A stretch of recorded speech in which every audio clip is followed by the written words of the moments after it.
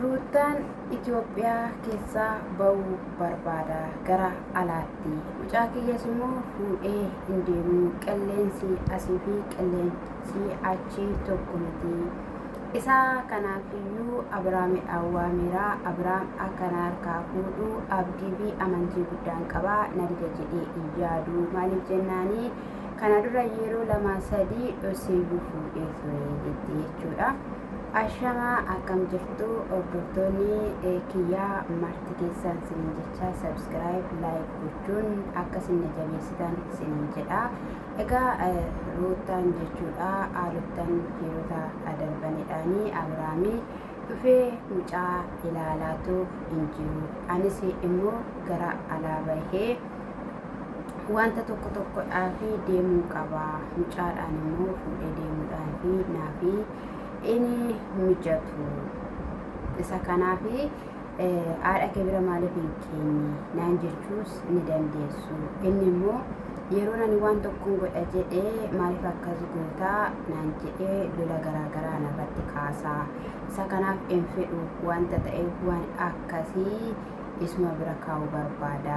Yeroon gatee deemu garuu baay'ee tokkoon natti dhagahama. Mucaan kiyya reefu jabaataa homaa hin jedhu fayyaa isaatis nagaa isaatis kan jettu jechuudha. Egaa maaliif akka ishiin gara alaa deemuudhaaf yaadde wanta beeknu hin qabnu. Akkasumas illee namoonni ishiin faana deemtus jiraachuu mala jechuudha. Egaa loolis immoo yeroo inni dhalatee ji'a tokkooyyuu alan bahaa waan hundumayyuu fixeera.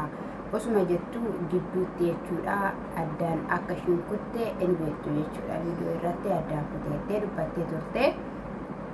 Yeroo kana keessatti Abiraam yeroo dhufutti egaa uudhamuu barbaadde duras uudhamaa turte wanta ta'eef ammuma kanayyuu yaaduu jalqabe.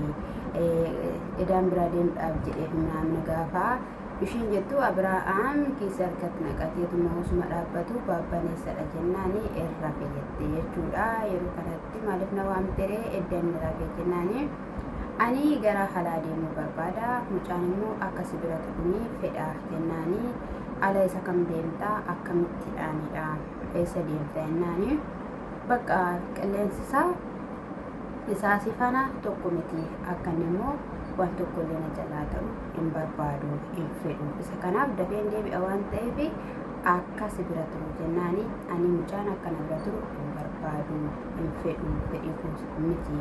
Maaliif jennaani ati mucaa kana natti kennitee eessadha kanatti deemtu. Mucaanii akkamitti dhaan akkas biraa ba'uu barbaadde ana biras akkamitti fudhu barbaadde obboloonni kee jiru ati kee jiru wanta ta'eef isaan bira geessuu hin dandeessa jennaani situ ata karaa garaagaraa kaasa yeroo nani mucaa iddoo akkasiin geessa jedhee. Kana duras immoo haadha koo bira deemeen torbee lamaadhaaf tura jennaani poolisiin sitti fidanaan jettee kan na dorsisaa ture siidha wanta ta'eefidhaanii si bira kaa'uu barbaade malee bakkan kaa'uu dhabeetoo miti jennaani rakkoon hin jiraatu. Kaa'uu ni dandeessa bakka yaanuma tokkoyyuu hin bu'u.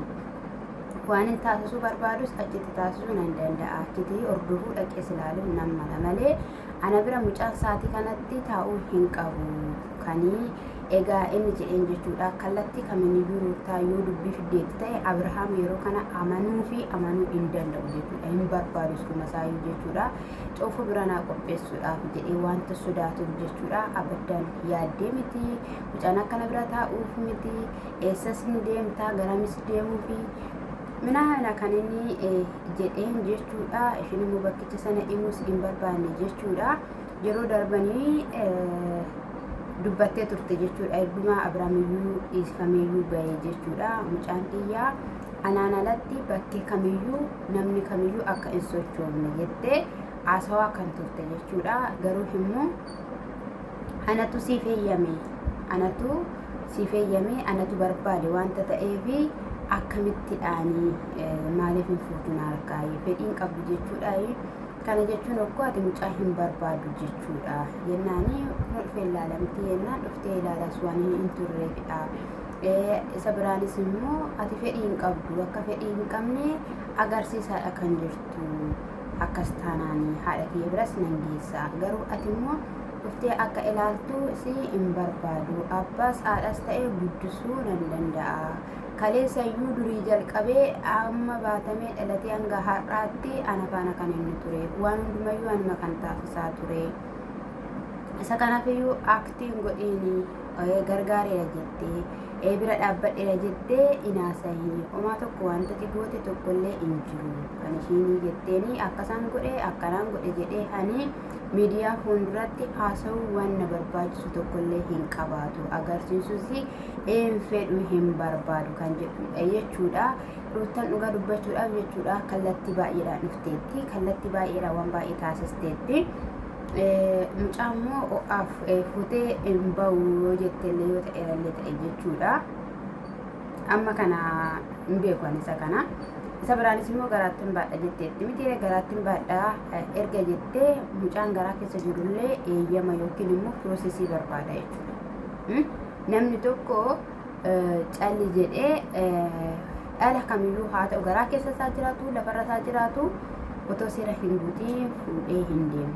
Paaspoortii baaf osoo hin taane kan hin dhalannee fi ulaagaa mataa isaatii qaba jechuudha. Ammas egaa waan baay'eetu jira dhugaa dubbachuudhaaf jechuudha. Waan hundumaa nu dhufteetti waan hundumayyuu taasisteetti bakka wanti ishiin hin goone tokkollee wanti jiru hin jiru garuu asirratti hin dubbadhu wanta tokko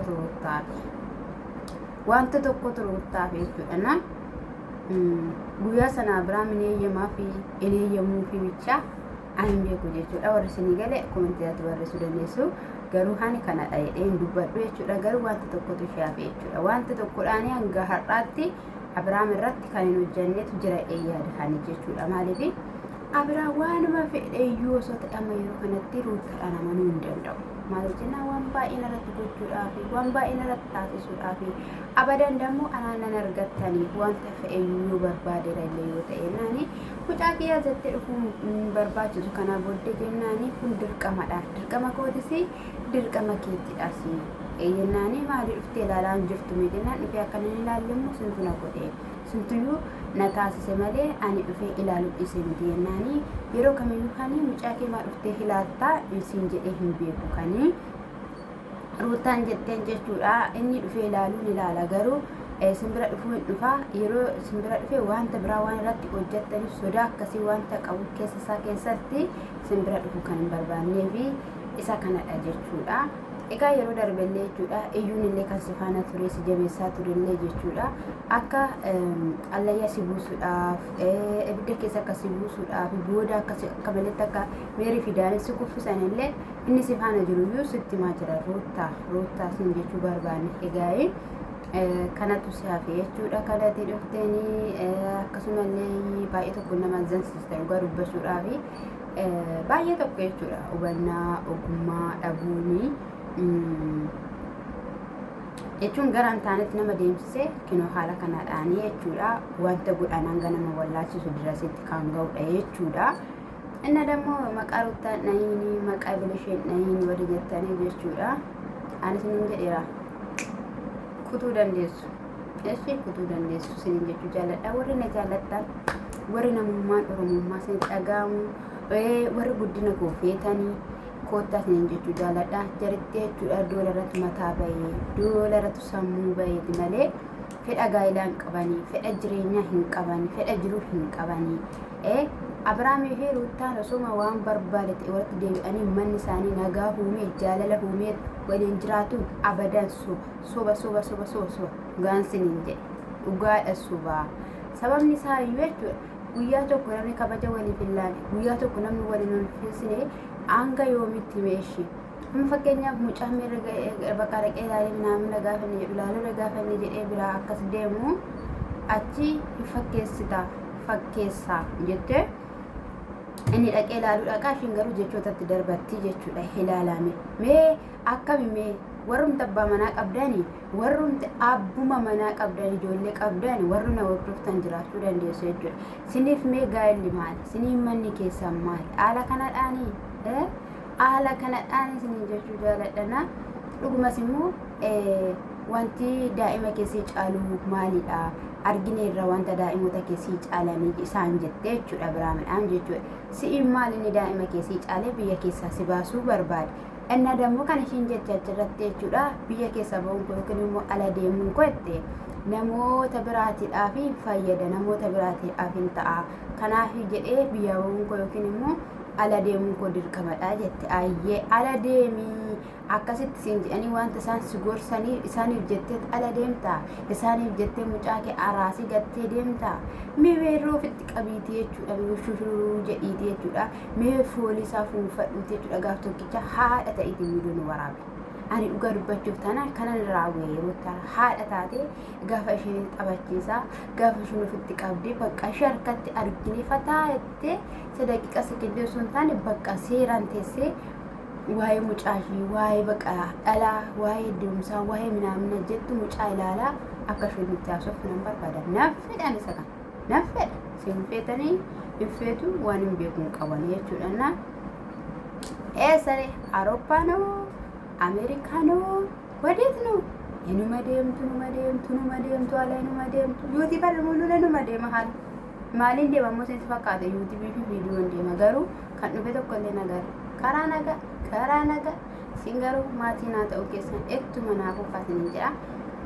Sinan jaaladha kan na jaalattanis kan na jibbitanis aymiisuu sinan jaaladha haan isinin jechuu jaaladha. Guddinni gara fuulduraa sabskraabiin gara fuulduraa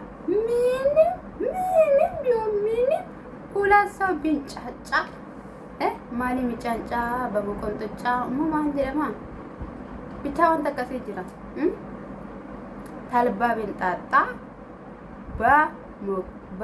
zana bicha waan akkasii bamuqoxochaa nama bicha amaariffadha jechuudha akkasitti dhaan taratama jechuudha. Na kanaaf bifii jechuudha. Na wajjin iyyitan ani qeddoodha dhugaan siin jedhe qeddoodha.